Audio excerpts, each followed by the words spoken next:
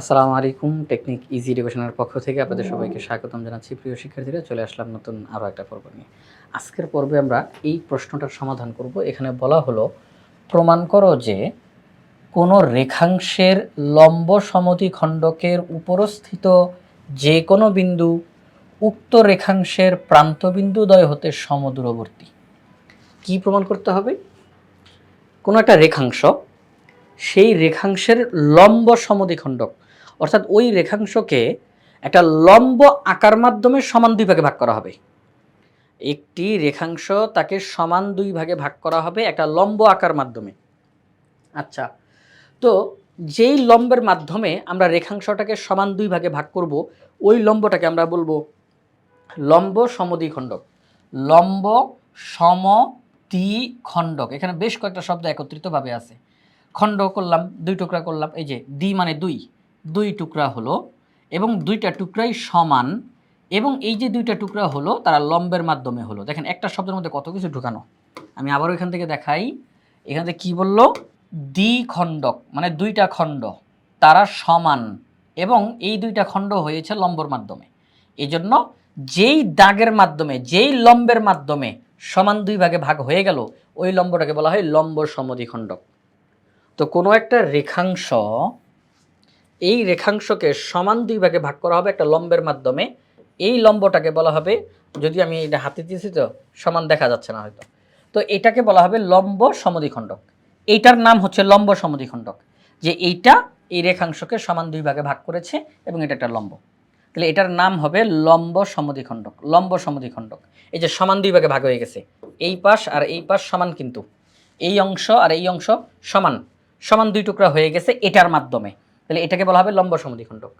তো এখন বলতেছে লম্ব সমদ্বিখণ্ডকের উপরস্থিত, মানে লম্ব সমদ্বিখণ্ডকের উপরে অবস্থিত, লম্ব সমদ্বিখণ্ডকের উপরে অবস্থিত, তাহলে এটা লম্ব সমদ্বিখণ্ডক। লম্ব সমদ্বিখণ্ডকের উপরে অবস্থানকারী, এই যে লম্ব সমদ্বিখণ্ডকের উপরে যে কোনো একটা জায়গাতে, লম্ব সমদ্বিখণ্ডকের উপরে যে কোনো একটা জায়গাতে একটা বিন্দু অবস্থান করতেছে, যে কোনো বিন্দু রয়েছে। এই যে বিন্দুটা, এটি উক্ত রেখাংশ। উক্ত রেখাংশ মানে কি? প্রথম যেই রেখাংশের কথা বলা হয়েছিল, এই বিন্দুটা উক্ত রেখাংশের প্রান্তবিন্দুদ্বয়, এই যে এটা হচ্ছে প্রান্তবিন্দু, এটা হচ্ছে প্রান্তবিন্দু, এই বিন্দুটি উক্ত রেখাংশের প্রান্তবিন্দুদ্বয় হতে সমদূরবর্তী, অর্থাৎ দূরত্ব সমান। এখান থেকে এই পর্যন্ত যতটুকু দূরত্ব, এখান থেকে এই পর্যন্ত ততটুকু দূরত্ব, দূরত্ব সমান। তারা এটা আমাদেরকে বলল, এটা আমাদেরকে প্রমাণ করে দেখাইতে হবে। তারা যা বলে তা সত্য, এটা আমাদেরকে প্রমাণ করে দেখাইতে হবে। তাহলে চলেন প্রিয় শিক্ষার্থীরা, শুরু থেকে আবার কথাটা একবার একটু বলি। আমরা প্রথমে একটা রেখাংশ নিব, রেখাংশটা নেওয়ার পরে যে এখানে নাম দিলাম এবি, এবি রেখাংশ, এবি রেখাংশকে সমান দুই ভাগে ভাগ করা হবে একটা লম্বের মাধ্যমে, তাকে বলা হবে লম্ব সমদ্বিখণ্ডক। আমরা একটা লম্ব সমদ্বিখণ্ডক আঁকলাম, যদিও এটা মাঝ বরাবর হয়নি। আচ্ছা, এই যে মাঝ বরাবর নিয়ে আসলাম লম্ব সমদ্বিখণ্ডক। লম্ব সমদ্বিখণ্ডকটার নাম দিলাম পি ও, যে পি ও লম্ব সমদ্বিখণ্ডকটি এবি রেখাংশকে সমান দুই ভাগে ভাগ করেছে। এই পি ও লম্ব সমদ্বিখণ্ডকের উপরে অবস্থিত একটা বিন্দু, যে কোনো একটা বিন্দু, নাম দিলাম তার ডি। এবার সর্বপ্রথম যে রেখাংশটি এঁকেছিলাম তার প্রান্তবিন্দুদ্বয়, এদিক থেকে তাকাইলে এটা প্রান্ত, এদিক থেকে তাকাইলে এটা প্রান্ত, এই যে দুইটি প্রান্তবিন্দু।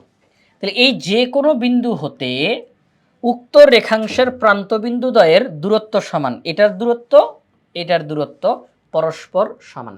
হ্যাঁ, এই যে দুইটা দূরত্ব তারা পরস্পর সমান। তো দেখেন এই যে দুইটা দূরত্ব পরস্পর সমান, এটা আমাদেরকে প্রমাণ করে দেখাইতে হবে যে হ্যাঁ, এডি equal to BD, eddy equal to BD. হ্যাঁ, এডি ইকুয়াল টু বিডি, এটা আমাদের প্রমাণের বিষয়বস্তু, এটা আমাদেরকে প্রমাণ করে দেখাইতে হবে। তো চলেন আমরা এখন এটা প্রমাণ করে দেখানোর চেষ্টা করি। একদম সহজ, হ্যাঁ একদম সহজ। আমি প্রথমে আগে একটু চিত্র থেকে নিজেই প্রমাণটা আপনাদেরকে দেখাই, এরপর আমাদের এই নোট থেকে আপনাদেরকে পুরো লেখাটা একদম যেভাবে যেভাবে লেখা আছে সেভাবে দেখাচ্ছি। এবি রেখাংশ, তার লম্ব সমদ্বিখণ্ডক পিও, পিও এর উপর অবস্থিত যে কোনো একটি বিন্দু ডি, উক্ত রেখাংশের প্রান্তবিন্দুদ্বয় এ এবং বি। আমাদের কাজ হচ্ছে এই ডি বিন্দু হতে এ বিন্দু এবং বি বিন্দু সমান দূরে অবস্থান করতেছে। ডি বিন্দু হতে এ বিন্দু এবং বি বিন্দু সমান দূরে অবস্থান করতেছে, এটা আমাদেরকে প্রমাণ করে দেখাইতে হবে। তার মানে এডি আর বিডি সমান দেখাইতে পারলেই যথেষ্ট। তো এখন দেখেন আমরা যেই কাজটা করব সেটি হচ্ছে এখানের মধ্যে আমরা এ এবং ডি যোগ করি, বি এবং ডি যোগ করি। ওকে, এখন আমরা এখানে দুইটা ত্রিভুজ দেখতে পাবো, দুইটা ত্রিভুজ এ ডি ও, এই যে এ ডি ও একটা ত্রিভুজ,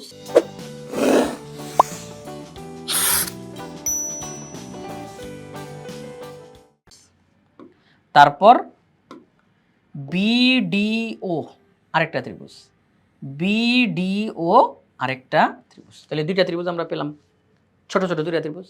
আমাদের এখন টার্গেট থাকবে এই দুইটা ত্রিভুজকে সর্বসম দেখানো, এই দুইটা ত্রিভুজকে সর্বসম দেখানো। যদি আমরা এই দুইটা ত্রিভুজকে সর্বসম দেখাইতে পারি তাহলে আমাদের প্রমাণের জিনিসটা হয়ে যাবে।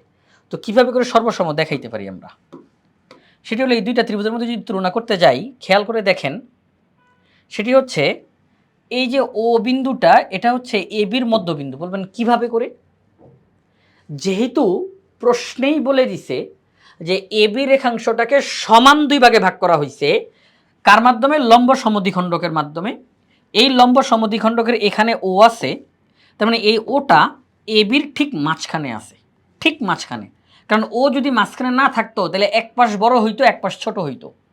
কিন্তু প্রশ্নেই বলা আছে সমান দুই ভাগে ভাগ হইছে, সমদ্বিখণ্ডক সমান দুই ভাগে ভাগ হইছে। তাহলে এই ও হচ্ছে মধ্যবিন্দু, এই ও হচ্ছে এ বি এর মধ্যবিন্দু, এটা একদম ফিক্সড, এটা হবে, এটা সত্যই। তাহলে এই ও হচ্ছে এ বি এর মধ্যবিন্দু। তাহলে এ বি এর মধ্যবিন্দু যদি ও হয় তাহলে আমরা বলতে পারি এ ও বি ও পরস্পর সমান, এ ও বি ও পরস্পর সমান। এবার দেখেন এই ত্রিভুজের ডিও বাহু আবার এই ত্রিভুজের ডিও বাহু পরস্পর সমান, এটা হচ্ছে সাধারণ বাহু, এটা হচ্ছে সাধারণ বাহু। অর্থাৎ ডিও বাহুটা এই ত্রিভুজের ক্ষেত্রেও আছে, ডিও বাহুটা এই ত্রিভুজের ক্ষেত্রেও আছে, উভয় ত্রিভুজের ডিও বাহু আছে, তাহলে এটা সাধারণ বাহু। এরপরে এই ত্রিভুজের এই কোণটা নাম কি? কোণ এ ও ডি, কোণ এ ও ডি। আর এই ত্রিভুজের এই কোণটা কোণ বিওডি। আচ্ছা, এরা কি সমান? দেখেন তো যে বিষয়টা, যেহেতু এই পিও এটা লম্ব ছিল, তাহলে পিও যদি লম্ব হয় তাহলে আমি ডিও লম্ব বলতে পারি না? একটা জিনিস খেয়াল করেন, এই যে পিও এটা হচ্ছে লম্ব, এটা হচ্ছে এবি, তাহলে আমরা বলবো পিও লম্ব এবি। আচ্ছা, এখন কি বলা যায় না আমি যদি এখানে ডি দেই তাহলে আমি বলতে পারি না ডিও লম্ব এবি? আমি পি থেকে ও পর্যন্ত গেলাম তাও এটা লম্ব, ডি থেকে ও পর্যন্ত গেলাম তাও তো এটা লম্বই থাকবে, নাকি এটা পরিবর্তন হয়ে যাবে? পরিবর্তন তো হবে না, তাহলে এটা লম্বই। তাহলে ডিও লম্ব এবি, তাহলে ডিও যেহেতু এবির উপরে লম্ব, তাহলে লম্ব তখনই তৈরি হয় যখন এখানে 90 ডিগ্রি হয়। তাহলে এই পাশটা 90 ডিগ্রি, এই পাশটাও 90 ডিগ্রি, তাহলে এই দুইটা কোণই 90 ডিগ্রি, সমকোণ। তাহলে এই দুইটা কোণ পরস্পর সমান আমি এখন বলতে পারি। তাহলে আমরা দেখলাম এই ত্রিভুজের দুইটি বাহু এবং একটা কোণ, এই ত্রিভুজের দুইটি বাহু এবং একটা কোণের সমান, তাহলে ত্রিভুজ দুইটি সর্বসম। একটি ত্রিভুজের দুইটি বাহু এবং একটা কোণ যদি আরেকটা ত্রিভুজের দুইটি বাহু এবং একটা কোণের সমান হয় তাহলে ত্রিভুজ দুইটি সর্বসম। আমরা বলবো ত্রিভুজ এওডি এবং ত্রিভুজ বিওডি সর্বসম। যেহেতু ত্রিভুজ দুইটা সর্বসম তার মানে সব কিছু সমান, তাহলে এই ত্রিভুজের অলরেডি দুইটা বাহু লেখা হয়ে গেছে, একটা বাহু বাকি আছে। এই ত্রিভুজের দুইটা বাহু লেখা হয়ে গেছে, একটা বাহু বাকি আছে। তাহলে এই অবশিষ্ট বাহু যারা তারাও পরস্পর সমান হবে, কারণ আপনি সর্বসম বলে দিয়েছেন না যে ত্রিভুজ দুইটি সর্বসম, তার মানে তো সব কিছু সমান। তিনটা বাহু তারা সমান, তিনটা কোণ তারাও সমান, অনুরূপ বাহুগুলো সমান, অনুরূপ কোণগুলো সমান।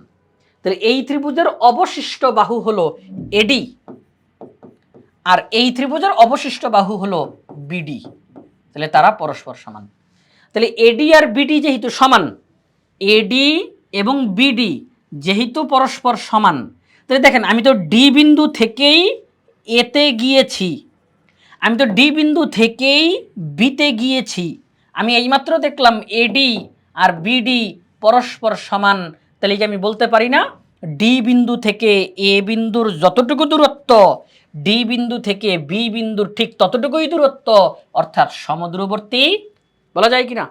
ডি বিন্দু হতে এ এবং বি বিন্দু দ্বয় সমান দূরে অবস্থান করতেছে। ডি বিন্দু হতে এ ও বি বিন্দুদ্বয় সমদূরবর্তী, এই কথাটা বলা যায়। তাহলে প্রমাণ হয়ে গেল। তাহলে প্রিয় শিক্ষার্থীরা, আমি এখানের মধ্যে মুখে বলে বলে জিনিসটা প্রমাণটা একটু বোঝানোর চেষ্টা করলাম। এখন আমাদের নোট থেকে আপনাদেরকে সম্পূর্ণ জিনিসটা আপনাদেরকে আমি দেখানোর চেষ্টা করব। আচ্ছা, তো আমরা কি করব? সাধারণ নির্বাচন প্রমাণ করো শব্দটা বাদ দিয়ে বাকি সব লিখব। কোন রেখাংশের লম্ব দ্বিখণ্ডকের উপরস্থিত, লম্ব সমদ্বিখণ্ডক লিখেন, লম্ব সমদ্বিখণ্ডকের উপর, এখানে সম লিখে দিন, লম্ব সমদ্বিখণ্ডকের উপরস্থিত যে কোনো বিন্দু উক্ত সরল রেখা উক্ত সরল রেখার প্রান্ত বিন্দুদ্বয় হতে সমদূরবর্তী। এটা হচ্ছে সাধারণ নির্বাচন। একটা চিত্র অঙ্কন করলাম, এ বি একটা রেখাংশ, পি ও তার লম্ব সমদ্বিখণ্ডক একদম আনুমানিক মাঝখানের দিকেই রাখার চেষ্টা করবো। কারণ এটা তো সম্পাদ্য না যে একদম মেপে মেপে করবো, তাও আনুমানিক দেখে যেন মনে হয় যে হ্যাঁ এটা মাঝখানেই আছে। এ কমা ডি, বি কমা ডি যোগ করি। এই ডি হচ্ছে পিওর উপর অবস্থিত যে কোনো একটি বিন্দু। বিশেষ নির্বাচনটা আমরা লিখলাম। মনে করি এ বি একটি রেখাংশ, ও হচ্ছে এ বি রেখাংশের মধ্যবিন্দু, ওপি লম্ব এ বি, ওপি লম্বের উপর যে কোনো বিন্দু হচ্ছে ডি। প্রমাণ করতে হবে যে ডি বিন্দু থেকে এ ও বি বিন্দু সমদূরবর্তী, অর্থাৎ এডি equal to BD. Eddy equal to BD প্রমাণ হয়ে গেলেই এ এবং বি বিন্দু ডি বিন্দু থেকে সমান দূরে, এটা প্রমাণ হয়ে যাবে। অঙ্কনে গিয়ে এ কমা ডি, বি কমা ডি যোগ করি, ওই যে এ বি এডি আর বিডি তৈরি হবে। এবার প্রমাণে চলে গেলাম।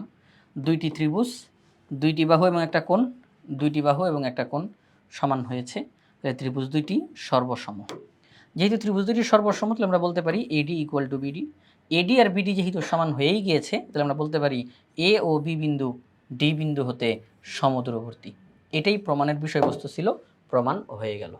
তো প্রিয় শিক্ষার্থীরা, আজকের ক্লাসে আমরা এই প্রশ্নটার সমাধান করলাম।